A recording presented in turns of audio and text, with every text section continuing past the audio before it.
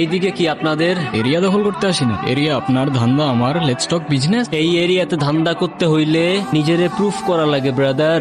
চলেন খেলি। এত চাপ নিতে পারবি? এটা সমুদ্রের তলা, শুধু চারিদিকে পানি। ওই দেখ দেখ, ওরা করতে আইছে ধান্দা, দুইটা নতুন আমদানি। আমার হোমিজ আমার সাথে। দেখ আমি তোর পথের কাটা, এখানে ডিল করতে আসছোস, মাসে কত কামাস কাকা?